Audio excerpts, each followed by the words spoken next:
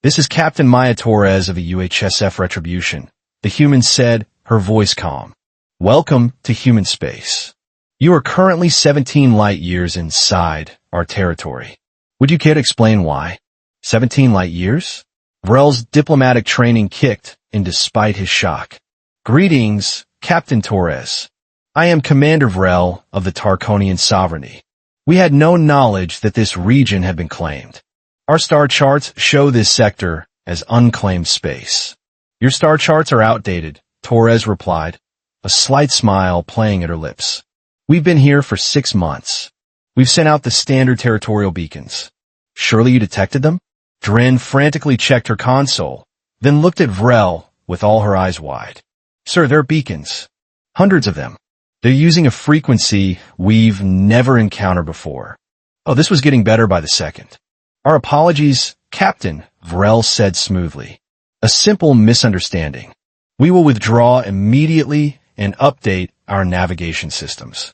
That would be wise, Torres said.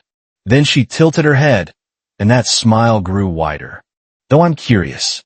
Your fleet formation suggests you weren't expecting to find anyone here. 12 warships for a standard survey mission seems excessive. Vrell felt his skin flush purple. This human had done her homework. We operate in dangerous space, Captain. Pirate activity has increased in recent cycles.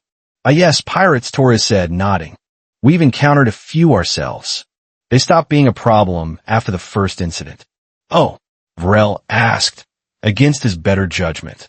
Turns out, when you vaporize an entire raiding fleet in under 30 seconds, word spreads quickly.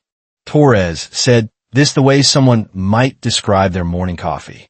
Haven't seen a hostile vessel in weeks. It's almost disappointing. 30 seconds. An entire fleet. Vrell's tactical officer was now making small whimpering sounds. Your vessel is quite impressive, Vrell ventured, trying to regain some diplomatic footing. Might I inquire about its class? The Retribution is a Nemesis-class dreadnought, Torres replied. We have 47 of them currently in service. This one is actually a bit outdated. The newer models are about 20% larger. JYNN fell out of his chair. 47, Vrell repeated slowly. I see. And your defensive capabilities? Torres' smile became downright predatory. Commander Vrell, everything on this ship is a defensive capability. The coffee maker in my ready room could probably disable one of your cruisers if we aimed it right.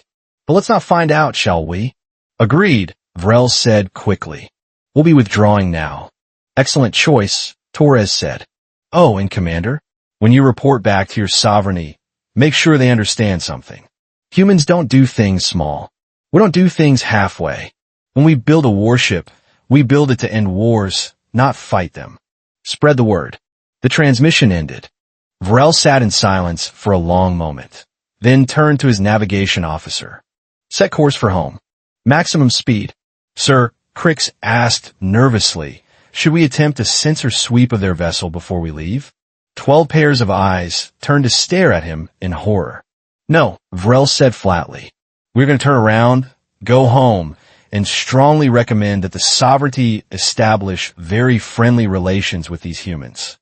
Immediately, the Tarkonian fleet began its retreat, moving with considerably more urgency than when they'd arrived.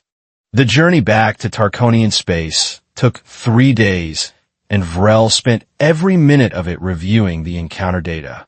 The more he analyzed, the less he slept, which was saying something, because Tarkonians only needed 4 hours of rest per cycle anyway. You look terrible, sir, Dren observed as she brought him his morning nutrient supplement. Thank you for that assessment, Vrell replied dryly. I feel terrible, so at least my appearance matches. The sensor logs were the worst part. During their brief encounter, the human ship had run what they probably thought was a subtle scan of the Tarkonian fleet. Subtle like a supernova was subtle. Their systems had been dissected, analyzed, categorized, and filed away in approximately 4.6 seconds. We are so far behind them technologically, JYNN said from his station, that we might as well be throwing rocks. Actually, the rocks might be more effective. At least they would surprise them. Vrell was about to respond when alarms shrieked across the bridge. Every console lit up red, and his crew erupted into barely controlled panic. Contact! Multiple contacts! Crick shouted. Korthax War Pack, bearing 27 Mark III. 15 vessels, heavy cruiser configuration. Oh, perfect. Just perfect. Because this mission needed more problems. The Korthax were bad news. Aggressive, territorial, and mean enough to pick fights with anyone stupid enough to cross their paths. Their ships materialized from faster-than-light travel like angry hornets, immediately forming an attack pattern around the Tarkonian fleet. This is War Leader Garth of the Korthax Dominion. A gravelly voice snarled over the communications channel. Your ships will surrender immediately. Refuse, and we will take great pleasure in destroying you slowly. Vrell took a deep breath, then another. This is Commander Vrell of the Tarkonian sovereignty. We are on a diplomatic mission and have no quarrel with the Korthax people. Every ship is a quarrel, Garth laughed. Every ship is a prize. You have 30 seconds to power down your weapons. Dren looked at Vrell with desperate hope in her eyes. Sir, we could fight. We outnumber them. They outgun us. JYNN corrected miserably. Korthax vessels are built for one thing. Killing. We would last maybe 10 minutes. 20 seconds left. Vrell's mind raced through options, each worse than the last. Surrender meant slavery or death. Fighting meant death slightly faster. Running meant death while being mocked for cowardice. And then, because apparently the universe had a sense of humor, a new voice cut across all frequencies. Attention, Korthax vessels. This is Captain Torres of the UHSF Retribution. You are ordered to stand down immediately. Vrell's hearts all skipped several beats. The view screen automatically shifted, showing the impossible sight of the massive human dreadnought dropping out of faster-than-light travel less than 2,000 kilometers away. That close. That fast. That precise. It should have been physically impossible. Human, Garth spat. This does not concern you. Leave now, or share their fate. Torres' face appeared on screen again, and Vrell noticed she looked genuinely annoyed now. We're Leader Garth, right? Let me explain something to you in very small words. That Tarkonian fleet just left human space. They are under our protection for the next 72 hours as per standard diplomatic protocols. You attacking them is the same as attacking us. Empty threats from a single ship, Garth sneered. Even one as large as yours. Oh, sweetie, Torres said, and Vrell recognized that tone. That was the tone of someone who was done being polite. I really wish you had taken the exit I offered you. What happened next would be discussed in Tarkonian military academies for generations. The Retribution didn't fire missiles. It didn't launch fighters. It didn't even seem to try very hard. One moment, the Korthax war packs surrounded them in aggressive formation. The next moment, 14 of the 15 Korthax ships simply stopped working. Engines died. Weapons power down. Life support flickered. They hung in space like dead fish floating in a pond. What did you do? Garth screamed, his transmission breaking up with static. Electromagnetic pulse, selective frequency, zero collateral damage, Torres explained casually. Your ships are fine. Well, fine-ish. You'll be able to restore basic functions in about 6 hours. Full systems in maybe 2 days. I left your life support running because I'm not actually a monster. Unlike some people, this is an act of war. Garth howled. No, Torres corrected, her voice cold now. An act of war is what I would do if you actually harmed our diplomatic contacts. That would involve introducing you to some of our more creative weapon systems. Trust me, you do not want that experience. Now, I suggest you use your remaining power to transmit a message to your Dominion leadership. Tell them humans are off limits. Tell them human friends are off limits. Tell them this was their one warning. The transmission cut off. Vrell stared at the view screen, then at his crew, then back at the view screen.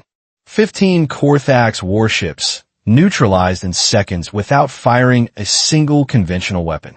The most aggressive species in 3 sectors, rendered completely helpless.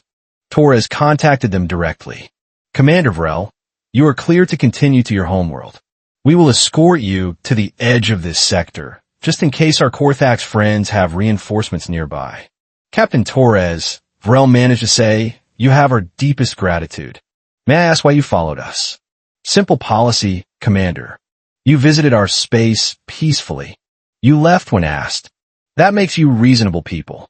We protect reasonable people from unreasonable people. It's kind of our thing. She paused. Also, our long-range sensors picked up the Korthax approach. Figured you might need assistance. Long-range sensors that worked across that distance. Of course they did. When you get home, Torres continued, tell your leaders that humanity is interested in establishing formal relations with the Tarkonian sovereignty. We like you.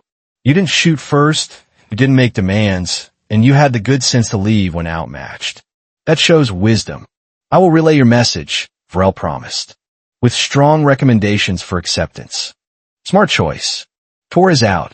As the massive human warship took up position alongside the Tarkonian fleet, Vrell finally allowed himself to relax. Slightly. So, Dren said quietly, what do we tell the Sovereignty Council? Vrell considered this. We tell them the truth.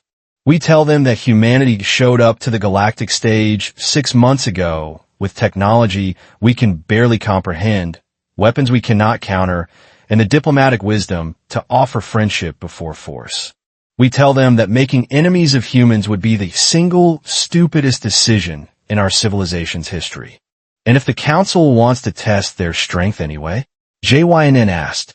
Vrell looked at the Retribution on his view screen, that dark monster of ship that had just casually disabled 15 warships like swatting insects. Then we find a new council, preferably one that isn't suicidal. The fleet continued toward home, escorted by a ship that represented everything the galaxy was about to become. Larger, stranger, and considerably more dangerous than anyone had prepared for. Somewhere in the darkness of space, humanity had arrived, and nothing would ever be the same again. So what did you think? Did this story surprise you? Let me know your thoughts in the comments below. If you enjoyed this sci-fi story, please hit the like button. It really helps the channel grow. And don't forget to subscribe for more mind-blowing science fiction stories every week. Turn on the notification bell so you never miss an upload. Thanks for watching, and I'll see you in the next story.